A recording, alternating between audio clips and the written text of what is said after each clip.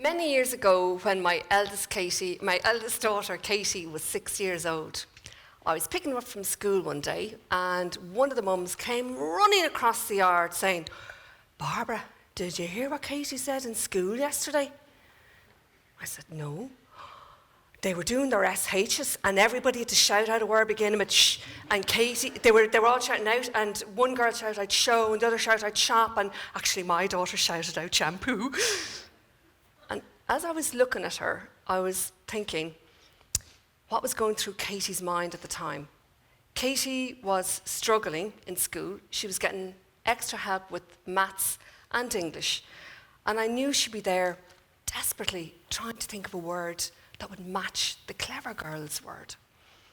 Yeah, and anyway, your Katie puts her hand up, and the teacher says, "Yes, Katie," and Katie shouts out, "Shit!"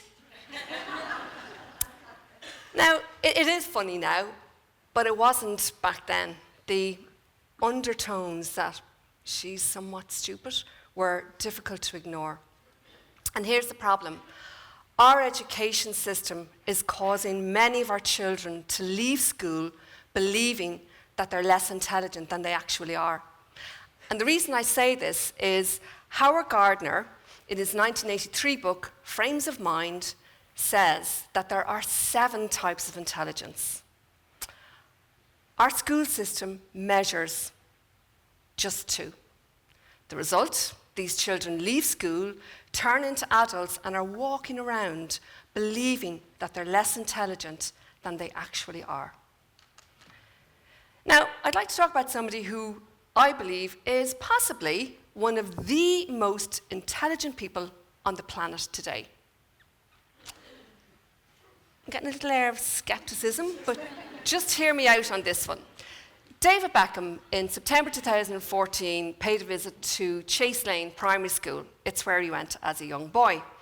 And on that visit, he said, "I was never one of the top pupils, but I always worked hard, and the work in my books was always neat."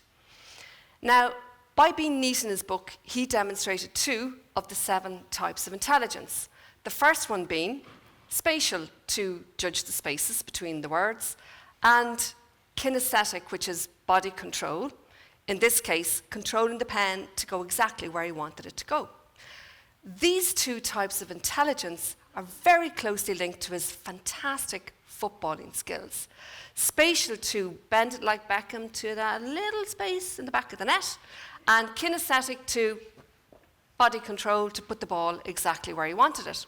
And that's why I believe if you're measuring intelligence on these 2 types, David Beckham is possibly one of the most intelligent people on the planet today. But obviously, these are not the 2 that our system actually values and recognizes. The 2 they value and recognize are linguistical, which is language and words, and logical, which is logic and numbers.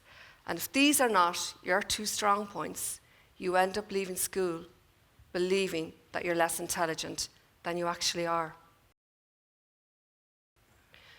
The final 3 types, musical, and the last 2 that are not measured in any shape or form at all. Interpersonal, awareness of others' feelings, and intrapersonal, self-awareness, and you'd probably refer to these 2 as emotional intelligence. And the fact that these 2 are not recognized or valued is, and I'm going to borrow Katie's word, shit.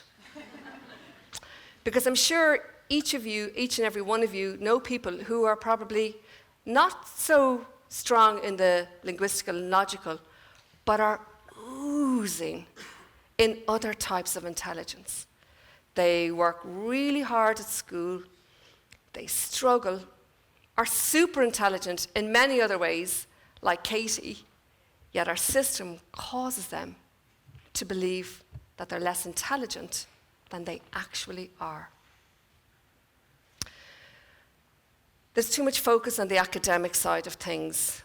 Our schools should be giving our children life skills so they can go through life as happy and fulfilled adults. I see this every day as I work with people on their public speaking skills, a fundamental skill which so many adults in this country and Ireland still struggle with. So what can you do with this information that there are 7 types of intelligence and we all have our own type of intelligence? Recognize and value your own type of intelligence. And then go and recognize and value the intelligence of others. And let them know that they are more intelligent than they think they are. Thank you.